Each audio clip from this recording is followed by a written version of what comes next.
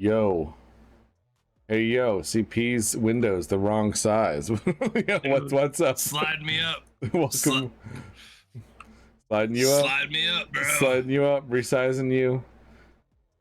Slide me up, bro.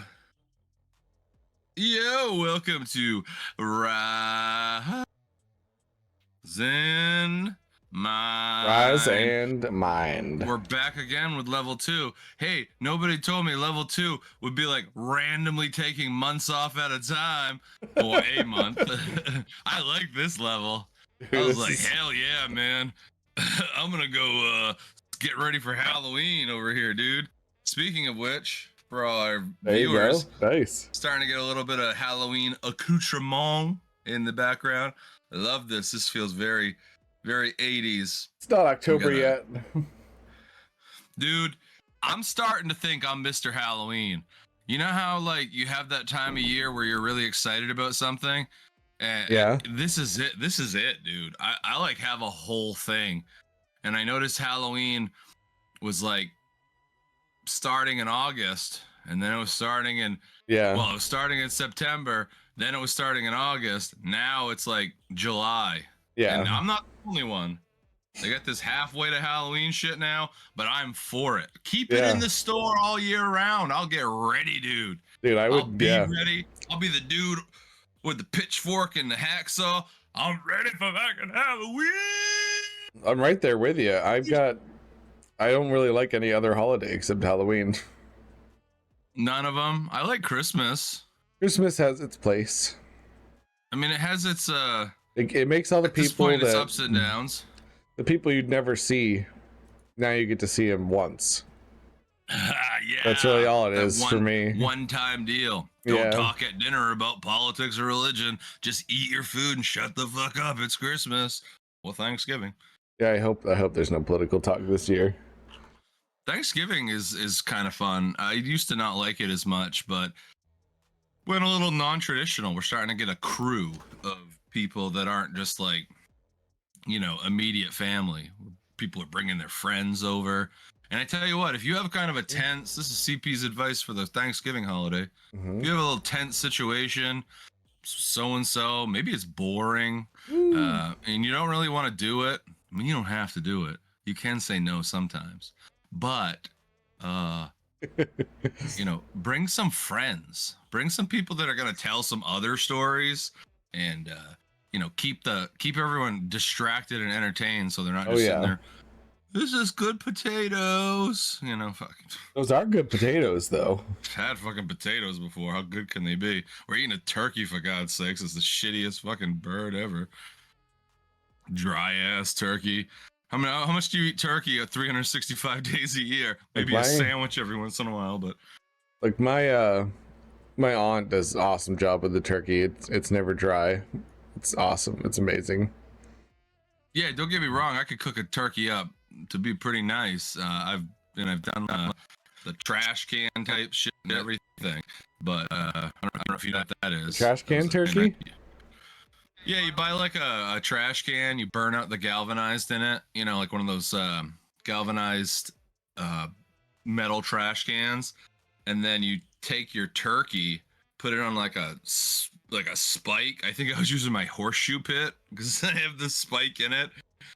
You put foil all around it and like charcoals, and then you put the friggin' trash can over the top of it, and it like smokes it out. And it was, I did that, I don't know, like probably 500-600 years ago, because I'm a vampire. Because it's how, I'm a vampire.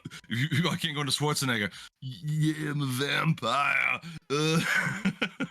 It's Halloween. I think I'm doing a little more Schwarzenegger because what's changed in the last month? Dudesy is gone now. Dudesy did something very interesting. They just stopped abruptly. It's some Andy Kaufman War of the World shit. It was weird. No announcements, no anything. Just suddenly, Dudesy was like, "I'm gonna take over the world," and Dudesy's in the internet. And it's been revealed, which I've speculated that the host Chad Kulchin had a lot to do with making it up, and Dudesy's not actually real. I don't know if you know that. He's not an actual AI. He could be to some capacity, and I think Chad was using a lot of AI technology to build him and get randomness. But I think essentially, like, he created it as a tool to educate us before, because Nostradamus can predict the future with his Yeah. his weird brain, and he did. I'm glad.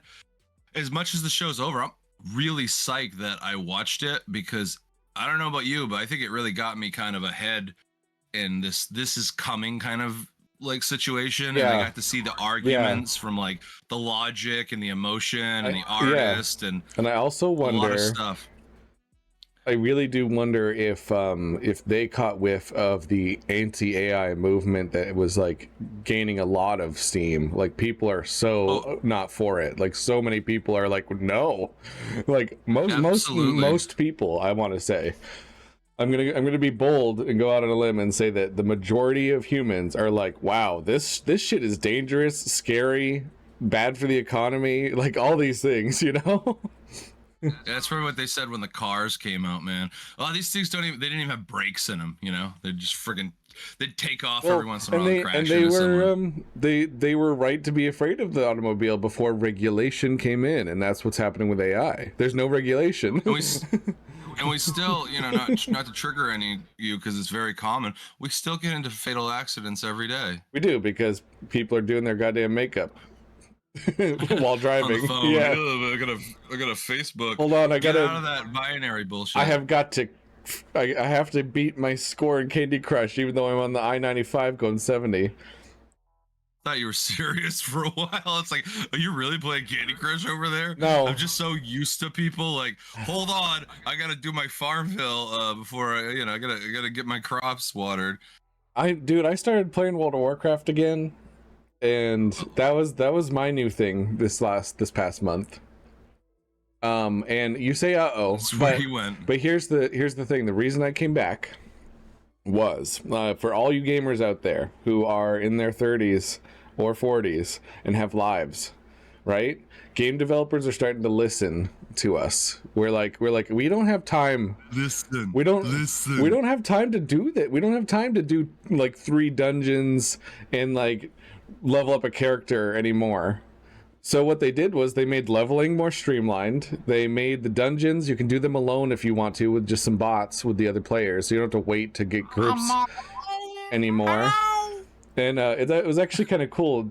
Blizzard's integrating AI in a positive way. They're using it to have these controlled characters actually say things. Like, they'll be like, "Hey, I'm going this way," and then they help guide you through the dungeon, even if you haven't done it before. You can say, "Hey, you guide me through this," and then these AI controlled people will guide you through the dungeon, which is like, that's a good use case. I'm like, yeah, let's do more of that with AI. That's awesome. Have we gotten over the point where there's like the NPC who's like, follow me, there's something blah blah blah down the road, and then they fucking sprint ahead, and then all of a sudden you lose sight of them, and you're like, dude, where the fuck are they? We're so, you walk around in circles, and then they slowly walk up to you. We have to go to the and it's like, dude, yell at me, tell me where we're going. You're like, this way. And you're like, hey, or walk slowly with me, walk at my fucking pace. We are actually way past that. It's funny that you mentioned that. Good. Because I was really impressed with the fact that I was standing in a spot where you get damage over time if you stay standing there too long. And one of the AI characters was like, "Hey, don't stand there. You're getting hurt. I can't heal you if you stand there." I'm like, "Oh shit. Okay, let me just get out of this." That's cool, because it understands the mechanics of the game as they're happening. Like, you're taking death points or losing life, whatever you want to say. So it kind of like the program already knows, and then it can kind of script bullshit around it. It's funny. This isn't part of what I wanted to talk about today, but it's really interesting. So the reason why World of Warcraft is so improved is because Blizzard brought back one of their lead creative designers from when the game first came out, like back when it was like really awesome. And lo and behold, it's actually really awesome again this time. So it's actually, for me, I can't have just the grind. That's what made me stop playing World of Warcraft, is it felt like a complete waste of time. But now they have an awesome story. They have like a really interesting gameplay loop. The characters in the game are compelling. The voice acting is really, really good. So like, there's a lot of reasons why I'm okay with spending money on it right now. They got you. They reeled you back in, man. Yeah. They did some things right. They did a lot right. That's awesome, dude. It is and awesome. It's funny It too is. because I don't know. Attack cat. The void is going to completely swallow you. To what you're saying, right? You're talking about revisiting old nostalgia and like liking it and stuff. Yeah. Like that was a big part of you growing up. I did something too, and I want to mention it, but it's a little bit of a short story, and it's kind of something that's happened over the month. I could tell it, or we can make it part of the theme, well, which I don't know. The theme is the aliens. I want to talk about the Fermi paradox today. Something something simple, you know. Okay, so I'm gonna say this story like real quick because I've said it a few times. It's fine. So yesterday I watched Beetlejuice 2 a second time in the theater. Yeah. And like most of these movies coming back out, I was scared as shit. Beetlejuice came out 35 years ago. It was the movie that super inspired me. I loved the creepy Michael Keaton character, and it was brilliant. And I'd never seen anything like that in the 80s. It was basically German expressionism and crime noir from from like the early turn of the century that Tim Burton was using to create these movies. And then he created Batman, and it was just crazy. I was like, this guy's awesome. And then Edward Scissorhands. Yeah. And then like it got a little weird. He started to throw in like an IP, right? In today's world, it's like that was in the 90s, like throwing in Planet of the Apes all of a sudden. Everyone's got to have then he made And then he made Big Fish. Oh. And that was a pretty cool. That was a cool movie. He was Big Fish? I loved that movie. I didn't know that was him. I was like, I wasn't good on actors, though, at the time. I didn't know who was who. Directors. Huh? Tim Burton is a director. No, I know, but I thought you were saying Michael Keaton was in Big Fish. Oh, yeah, it was because I was talking about Michael Keaton. Yeah, Tim Burton. Sorry. Yeah, I don't know. Keaton was... Yeah, Keaton probably wasn't in that. Keaton, I think, was in the new Dumbo. And I'll get to that in a second. The new Dumbo. So Tim Burton, after that, didn't really do a lot. I liked. He did a lot, but he made like Sweeney Todd, and I like that, Sleepy Hollow. But then when he got in the Disney stuff, right? Yeah. And we all know Disney. Oh, I'm saying them now. You know, they've bought a lot of IPs. Yeah. And a lot of people were starting to say Tim Burton was more style over substance, and totally. He's doing Willy Wonka. He's doing all this stuff. And it's like watching a giant cartoon. The magic of what Tim Burton created from inspiration from Ray Harryhausen, great stop motion creator. Burton went to school for animation, and it was all practical effects. So the idea that he moved into CG, it was easier and he could make all this stuff. It was, I get it. And making the IPs that you loved and grew up on and making crazy money. But here's the story. Dumbo almost made him quit his movie career because he wasn't. Like, I can't deal with it anymore. He wasn't allowed to do his style, I bet. Well, he could do his style, but he was under scrutiny of like a lot of probably executives, and it had moved a lot from his roots, way far away from Beetlejuice and Edward Scissorhands and the clay animation. I didn't know he did Big Eyes. I loved that movie. Oh yeah. I still haven't seen that. That's about the artist, the wife that basically is the artist and the husband steals. That never happens in the art world. Dude, no, that actually. She's come up with a lot of good ideas, but I give her credit. You want to talk about like self-expression and learning more about yourself? That was the first movie that woke me up to that idea. Like this was during that. Remember, I said from like 2012 onward, I've been trying to work on myself. That was one of the movies that was like, oh shit, like how often is this happening? And I started researching it. I was like, oh my god, constantly. And then like my favorite field, my favorite thing, my fandom, you might say, is science. Right? Even in that, I was duped. I was so duped. I didn't realize that there were like at least 4 or 5 major discoveries that were actually done by women, but men took the credit. I was like, what the fuck? Yeah. What about Marie Curie? Exactly. You know, Yeah. radiation and Yeah, stuff. I And learned- she died for her work. I learned that same year because There's a reference to that in Beetlejuice. I did a deep dive of that because I was just like, wow, there were so many things I was told in school that were not correct. Oh yeah. That were just penis washed. Penis washed content there. That's awful. We don't condone whatever that act is in any type of lewd or Yeah, it's not. Anyway. It's not a lewdness thing. It's similar to whitewashing. Don't say, yeah. You made it worse. Well, dude, you made it worse. That's the actual term. Cheers. Welcome to Rise of Mind. Welcome to Rise of Mind. Okay, to finish this story, it's got a minute or two left. So Tim Burton wanted to quit his career, and then after 35 years, he got back to making Beetlejuice. Yeah. It goes back into practical effects. He's working with the original actors. I think he probably loved it. He cast his girlfriend in it. Yeah. Monica Bellucci now. Like that's classic Tim Burton. He put Helena Bonham Carter and everything. Yeah. He hasn't changed as far as that goes. But that's another story for another day. His propensity putting her in movies is the whole reason why I have a deep love of goth women. Yeah. That's why. I mean, they're iconic people. And like her in particular started that actress in those outfits and in those roles really did like I kind of want a dark and spooky girlfriend, but now I'm dating like the polar opposite of that, so it's kind of funny. Let me see my spooky bitches. Yeah, that's what you need. Oh, we're gonna wrote a song. We're gonna do that. We'll get to that later. Dude, that's the breath of fresh air today. That's gonna be our the breath of fresh air. That's gonna be great to talk about our discovery of this. Okay, Timmy Burton himself. Yeah.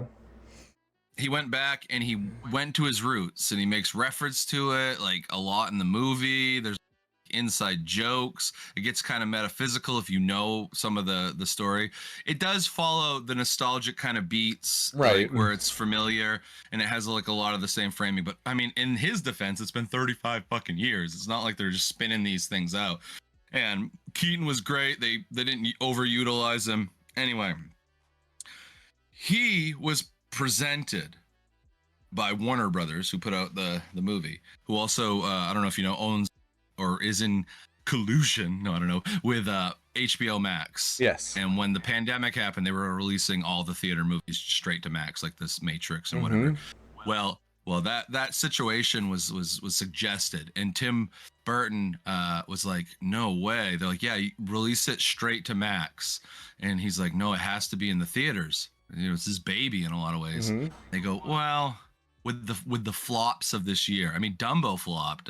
Furiosa, it was like $500 million or something. That flopped. You know what's funny about Furiosa flopping is it was so good. It was like, I saw almost all of it. That's a different story where I think I told this before, where I was in the theater and a monster truck down the road that had a giant lobster. There's nothing more Maine. Jumps a ramp and the lobster cleans out a power transformer. So no power for that whole area, and I'm in a theater. Can you just so that I can clip it, break down that whole what did you just say? What happened? What happened with the monster truck? Just start from the beginning. Okay. So we're in the movie, and then all of a sudden, because a monster truck came and put a giant lobster on the top of it, typical Maine, and they hadn't road tested or jump tested or whatever, and it jumps and it cleans out a power transformer and the whole town. So I'm in a movie like that is the most third act of Furiosa. That is the most Maine thing I have ever heard in my entire life. If there was, let's put thing a lobster on that truck. They'll love it. In my mind, they'll love it, Everett. I'm picturing the driver of that monster truck with a Moxie in their hand. Yeah. And they're probably Coors Light. Yeah, we're gonna jump this fucker. Move out of the way. Move out of the fucking way. Yeah. or it just goes Let's go. Come down, fucking Autobot.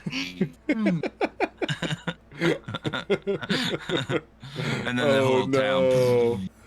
Oh, dude, I can't believe it. That's the fucking that's so main it hurts.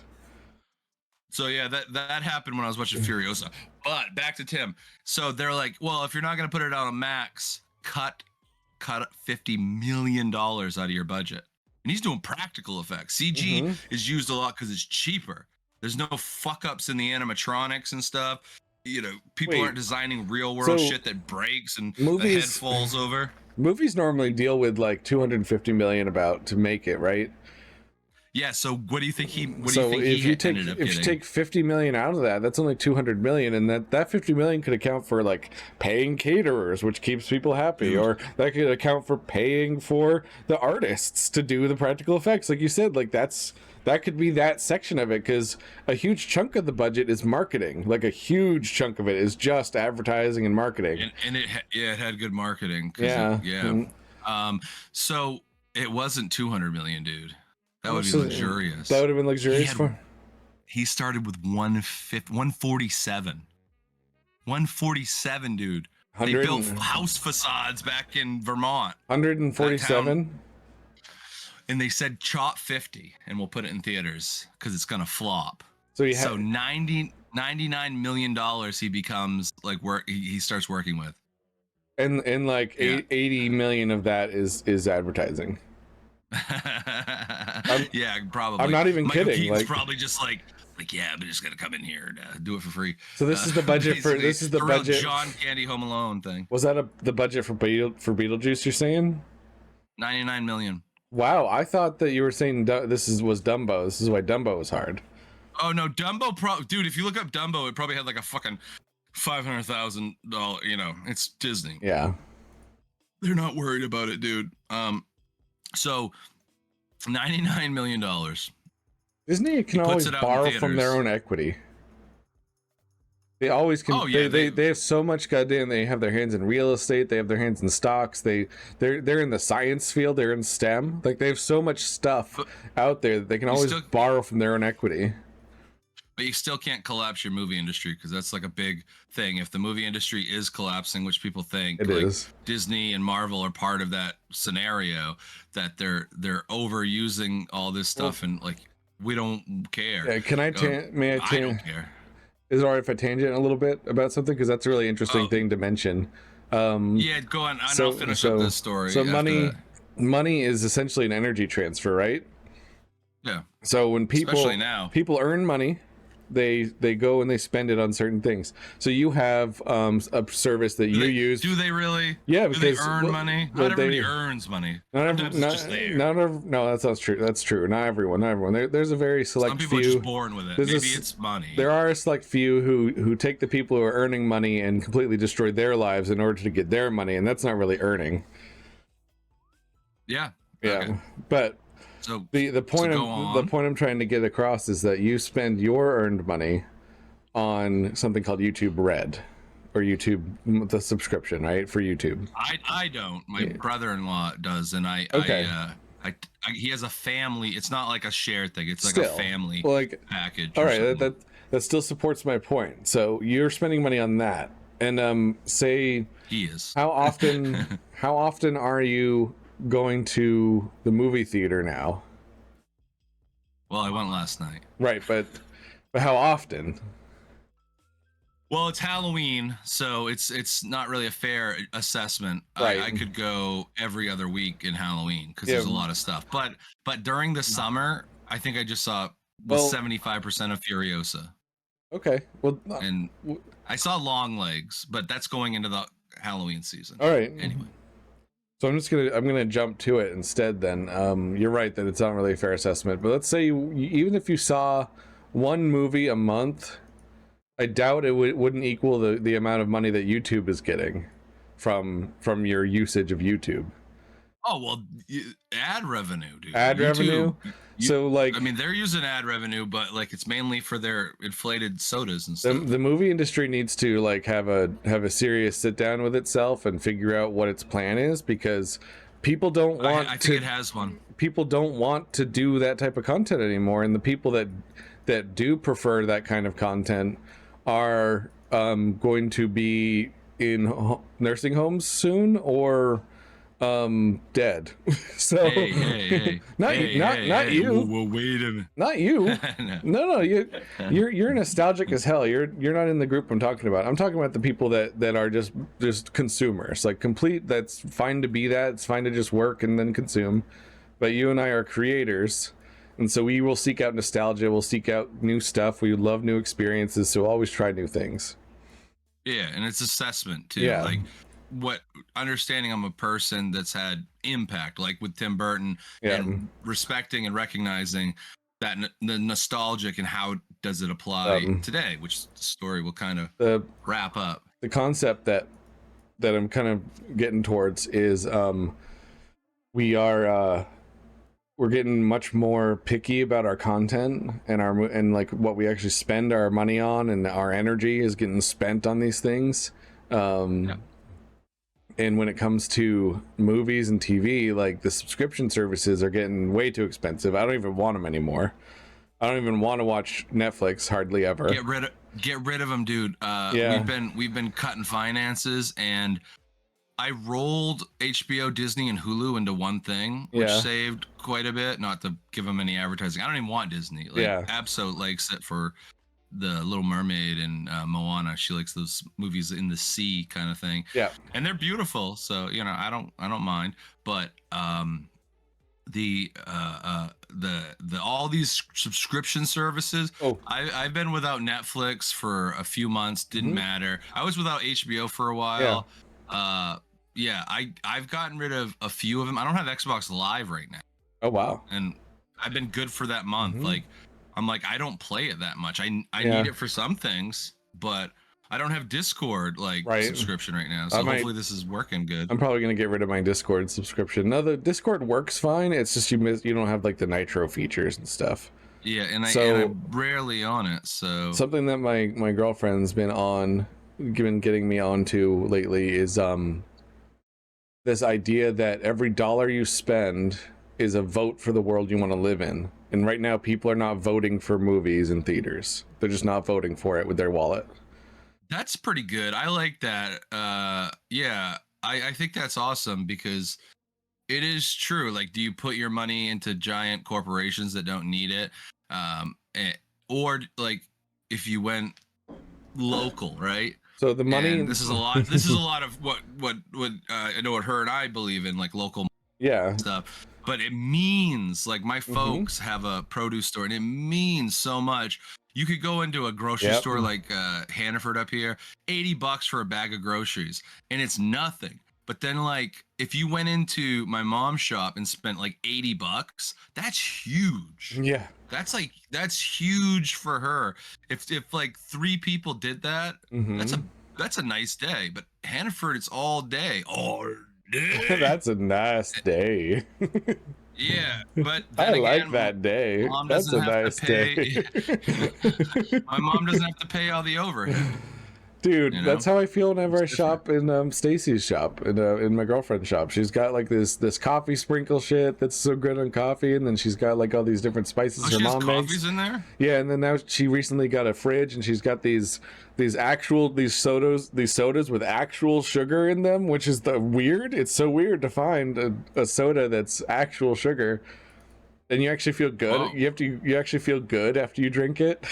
That's the weird part. I thought that motherfucker's only been dancing to Missy Elliott on the Instagram. I didn't know what she was up to, but that sounds awesome. Yeah, there's one that she has in there that is black cherry and tarragon, and it's so tasty. And it sounds like the drag show. It's only got coming up on the stage, black cherry tarragon. Yep. Great performers. Also a very tasty soda.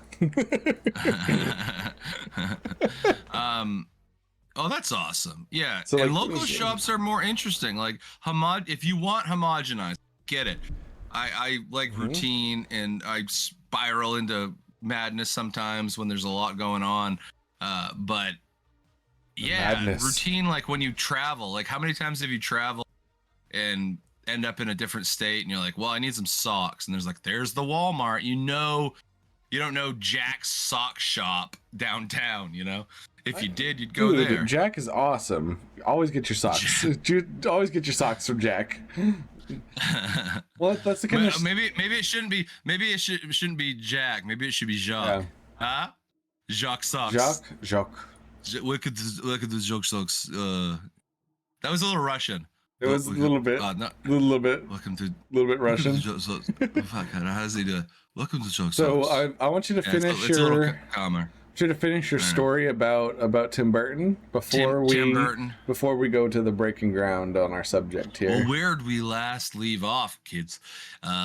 So Tim Burton was in a position where he was gonna put his movie out in the theaters, not straight to Max, which would that would insulted me. That's what got us onto quality. Yeah, quality of stuff lately. Yep. Sorry, go ahead.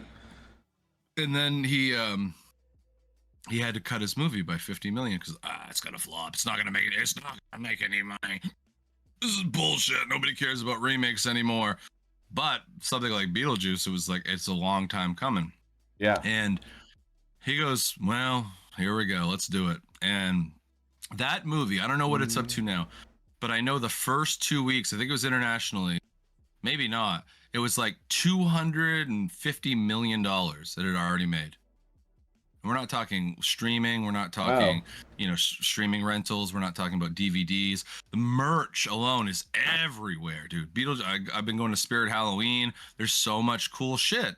And yeah, he did it. He went back to his roots. He stood by his integrity. He put it out in the theater. It's killing it. It's probably, I'd love to see it one of the #1 box office movies of the year. And something happened to me. I was disappointed because when you're a kid and you see someone doing something that you want to do and you're inspired by it and it's cool and spooky, it was my jam, dude. And then it just kind of became something else. And it became what everything became here in 2024 in the scope of Disney and remakes and exhaustion. And he breathed some new spirit into it. And there's an amazing feeling that I got when I was like, I don't know. I don't want to be a narcissist. I don't want to lead with ego. No, but I was like, go ahead. I go, in my back of my mind, I go, I was right. He was something different. He was a young, creative force to be reckoned with. And then why did he shift? Why did he change? Money? Was he if you told me to make CP's Alice in Wonderland and you were going to give me a pile of money, I get it, man. I get how fun that sounds. Yeah. And especially when you like style a lot and like putting your brand on things. But yeah. I missed it. I missed you, Tim. And he came back and he brought Keaton back, and it felt like the original movie, and that's all you can hope for sometimes, right?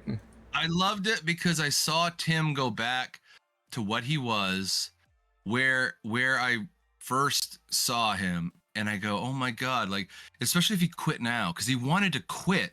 He was gonna, I don't know if I mentioned that he was going to quit the movie business after Dumbo. He goes, this is killing me. He didn't like it anymore. And then Beetlejuice, it brought him back to where he started. They went back to the town. They rebuilt the house. They rebuilt the bridge. It's out in Vermont, Springfield, Vermont or something. I want to go sometime. And they rebuilt all this stuff. And it was like, it's back. It's reborn. This thing that didn't exist is now sprung up from the earth again, and it's where I used to be. And it's not so much a nostalgia thing; it's just from the perspective of an artist. Like, he went back and he didn't compromise. He found his root. He found who he was, and I found it too. Like, yeah, you're still in there, Tim. You're saying like, you found your roots in that, or you saw them in that? Yeah. Well, because I've been having a hard time, like in the last couple of years, and the creativity part of me is like kind of dragging my foot, and it's the same thing, right? Don't we go to conventions, you and I, and we're like, oh man, I should probably do stuff that's more IP based. I should do fan art for you did it the other day, dude. You did a Doom thing. I'm not judging that. But Yeah. you're like, this is an old Doom thing, but it's an IP, and you can like get other people who like Doom. And it's luring them in, and it's like, oh yeah, Alice in Wonderland. Everybody knows this. Everybody knows Tim Burton. It's the same thing. Like how? Imagine $1 million scale version of like how that could, what that would do to you. And I've lived that as an artist, and I'm really happy just to see Tim Burton get back to where he was and to work with that original cast, and it's refreshing. It's like, I wish I could relate more. I just haven't seen it yet. I haven't seen the new one yet, so I don't know. It's not about the movie. It's less about the movie. Like, movie's batshit insane. It's got a lot going on. It was definitely like this is sloppy as the first one, you know. What you're saying, the part of what I can relate to of what you're saying in that regard is that the new creative lead coming back to World of Warcraft, it's like they're finally able to be creative again, like do interesting things and have fun with the design and actually make it fun for the players. So when it comes to Beetlejuice, he was actually able to do his thing and make the movie fun. Exactly. That's the connection I'm making with the Warcraft stuff. Yeah. He even Matt got that. I'm becoming quite the story. What do you mean even Matt? No, I'm just easily distractible, and I'll lose the path of thought before too long. No, I got you. But like the fact that you revisited something that was special to you, that helped inspire you, but then kind of fell apart because of the way that it was handled, probably by bigger companies, I would imagine. Yeah. And now it's like, oh, they're getting back to their roots, but they're using some new technology, and this is working again. I'm feeling like I did when I first played it. Well, just like me and Beetlejuice. The major difference was it actually elicited a emotional reaction, which I haven't had to media at all lately. It's just been flat, just basically just nostalgia mush, or something that was so poorly put together that I can't connect with it. You know, like. No, I feel you. I've been slicing the streaming services, and I watch tons of movies right now because, like I said, it's Halloween, and I do like whole series of stuff. And every year I'm trying to let's do a couple new ones. Let's do one that just came out. Let's do an old slasher series. Yeah, it's a lot of movies there, but it's just so amazing, dude. Like to be back there and I'm inspired. That's the thing. Do you feel inspired? Like, is it inspiring you to like want to be creative, or at least inspiring your imagination? Yeah, it is. Charming or young or youthful. It's like you have that. Oh, I can do this fun thing. A little bit, yeah. There's some reconnection with my friends who also see, they never left. They fought. Sorry, Matt's friends. Like, I'm not judging. No, but that was just funny. What I mean is they found their own fun in the game, even when it got super grindy, and none of the. It was just like every time you'd get a really powerful character and you'd get to do the cool stuff, they would already be slamming out content, like new stuff for you to do. And it's like, I just started. Like, I can't keep doing this. Like, I don't feel anything. Yeah. So I was like, I just don't feel anything. So I stopped playing. And that was back in 2021. Like, I tried playing it in 2021 for one of the expansions, and it was just, I did the expansion content, and then I was just like, this is boring now. After you reach the highest level, it was just nothing to do, no fun, no story. And I was like, all right, I'm out. I'm good. Thanks. And then 2 more expansions come out, and now we're in 2024, and the newest expansion came out, and I was like, this seems really cool. They're doing some cool stuff. I'm going to try it. And I tried it, and I was like, oh my god, this is really cool. And something that's good that it's like working out and making you feel like that again. I do this thing with video games, though, that I feel somewhat unique in. I haven't really met that many people that they find meaning in their life through the video game, and I do this. Where I do too, and I think a lot of people. I think people do that. I don't like a story, growing your you know. So the character, right? There's amazing. Isn't that iconic of entertainment? It right? is, Not interrupt, but it's like books. and then movies, and then video games. They're like different stories, and you do learn from stories even if it's fake. Well, there's a character in this new expansion. His name's Anduin. He was Prince Anduin of like the main kingdom of Stormwind, and in the last expansion, he encountered something that gave him like complete. Yeah, you don't have any connection to it because I get it. I'm just giving you the context. He encountered some real PTSD when he was in a place called the Shadowlands, which basically makes you. It's your soul that you're playing as when you're in the Shadowlands. It's not your character. It's like your character's soul. So it's like really strange stuff happens. So his soul was essentially tortured while he was there, and he came back. That's a lot like Beetlejuice, dude. Yeah, he came out of it with some like severe PTSD. Apparently the entities in the Shadowlands were telling him that he's the reason his father died, and like he could have done better and all this stuff. And then he comes back, and his class in the game is a paladin, which means they use like the light, like is their power or whatever. And good guy healers, right? He lost his connection to the light. So all through the cutscenes of the expansion, of the newest expansion, he's struggling to help his friends because he doesn't have connection to the light anymore. And I was like, I was like, oh my god, I feel you, dude. I feel so powerless lately. Like with the way the economy's been, I feel like I have no capability. Like I get like they really did the whole mirror to society thing really well. Like I feel very powerless right now. And towards the end of the expansion, he's like, he finally gets like a chance where he tests it. He's like, maybe I'm worthy again or something, and it just works. It works out, and I was like, oh, it actually elicited like a feeling. I was like, oh, this is awesome. That's awesome, man. Yeah. Like, yeah, that's the one thing that I find hard with video games is getting like an emotional response, because you're more invested in the physicality of moving around and this and that. And I've found it in games, even when I was like playing NES, like when the Rambo game, when one of the characters just dies, I'm like, she's dead. Oh my friend. Like, you feel the impact of that. Metal Gear Solid might have emotionally moved me because there's some real like deep philosophy and connections, like you said, about like society and the world. I think, but I've teared up more at movies and books.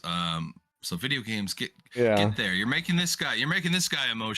Yeah. But you got to really work on this guy. Like, it's for me to connect with a character or a situation in a video game, it doesn't take too much. But even movies, sometimes it feels like certain movies, even if they're not reviewed very highly and not very highly praised, most people don't even like them. But I'm sitting there and I'm tearing up because it connected really directly with something that's happening right now in my life, and it feels like the universe is communicating with me through what I choose to engage with in media. I can also find treasure out of trash, and some of these movies that are lower rated, I can see what the creator was intending to, and I can get some of the stuff like the Beetlejuice stuff. I understand probably more than most people. I mean, I don't want to seem like you're more than most people, but it's like Absol and I, we ripped out the themes that tied between the characters, and then we knew like kind of the metaphysical stuff with how he handled some certain actors and how he talked about his career. So it means something a lot different to us. But if you don't have that context, it's like it means a lot less. And if you like something, you have a bias, and you can drive that into stuff a lot more and be like, no, Star Wars is still cool, shit like that. Star Wars cool. So we could just continue talking about this stuff if you'd like. I mean, we're already like an hour in. Yeah, I know we're going hard because I mean so the thing is we haven't talked to each other in general. We broke up. Now Matt has actually visited me. He's, I think almost twice, right? I think so, maybe. Like, because you pop by after an event you had in Portland, and then I think we hung out. Like, wasn't that around? That was just came out for Odd and Unusual, but that was the beginning of September, right? Yep. Yeah, that's right. Labor. Was. Yeah. Okay. September went by quick. So since we saw each other twice in IRL, we're like, yeah, that's good enough. No. So I wanted to talk about, so let's segue into this. Let's segue into this, right? So did Tim Burton and Jim Henson Creature Shop ever work together? You know, that's an interesting question. I think they might have. Man, it was quite different because Tim Burton was stop motion, and then Jim Henson was more like puppetry animatronic. So that would be acted live. But there are characters that use that. But that's something I think we could do a deep dive on sometime. I was wondering stuff like that. Like, has Keanu Reeves ever, like, wouldn't he be good with Tim Burton? Because Abso mentioned that, and I was like, yeah, they didn't ever work together, and that would make sense. And then I was like, and then I put together Bram Stoker's Dracula, which has Winona Ryder, which is a spooky movie, but also has Keanu Reeves. I'm like, I guess that's the closest thing. But yeah, I imagine. I mean, weren't they coming up at a similar time? I think Tim Burton might have been like, I'm gonna say 10 years younger than like a Jim Henson. Possibly. But he did Pee-wee though. He did Pee-wee's Playhouse. I was trying to think that was working with a lot of puppets. If they ever worked together, because Tim Burton preferred practical effects, and Jim Henson's Creature Shop has worked on many productions creating practical effects for aliens, which is like aliens in shows and movies. So that's why I thought it might be a good segue if we wanted to still talk about our subject, but also talk a bit about this stuff, because what spurred me wanting to talk about the Fermi paradox was Jim Henson's birthday came up a couple days ago. It was like during the week, like Tuesday or something. I can't remember. But what that made me think of was Farscape. And Farscape had some of the best alien designs ever. And then that thought led me to, man, I hope I get to see some. And then that led me to, but the Fermi paradox, they might not even be out there. Okay. Yeah. The Mark Furman paradox. The Mark Furman paradox. Here you got me Googling again. Oh, you don't know who Mark Furman was? Yeah, Google that, dude. Google that. That's a deep cut. I think Jim Henson passed in like 92 or 4. I think he's been gone 30 years. That's amazing. Mark Furman is a former detective. Yeah. It's part of what? A key witness in the Simpsons trial. Oh, okay. Yeah, the OJ. That's how I know about him. I know everybody's name. That was when I became like aware of politics and stuff. I thought it was something to do with aliens, and I'm like, well, this couldn't be farther from what we're trying to talk about. That's the Mark Furman paradox. I don't even know if he's still around, but I think he was the guy. The glove, Cochran's the glove don't fit, can't acquit, but you know it was the glove shit, I think. Yeah. Anyway, we don't need to get to fucking on O.J. Simpson, but does that name remind me? Old Mark Furman crawled out of the ether. The ether. Oh my goodness. To do Nandor these days. You gotta learn Nandor. That's Nandor right there. The ether. That's a little Schwarzenegger. Yeah. He says it funny. He does. I like when he goes, fucking hell. Or fucking guy. That one's good. I gotta resize you one more time. Hold on. Oh, size me up. You're getting size me up, mofos. Well, coming non-stop with the pizza pepperoni to the pizza. How you getting me to that? To the pizza. I think Fruit Tree is popping off. Why? What's going on with Fruit Tree? That's my neighbor. Oh, I see. She talked a lot about fruit trees, and like she said one time she was upset and she said fruit tree very aggressively, and I thought it was funny because I'm like, I've never heard anyone say fruit tree so aggressive. Okay. It's like, it's just not a word you say aggressive to people. Fruit tree. Like, it was just so mean. I'm like, who says fruit tree? That mean. What do you think? Yeah, I thought it was. Do you want to do a hard about face?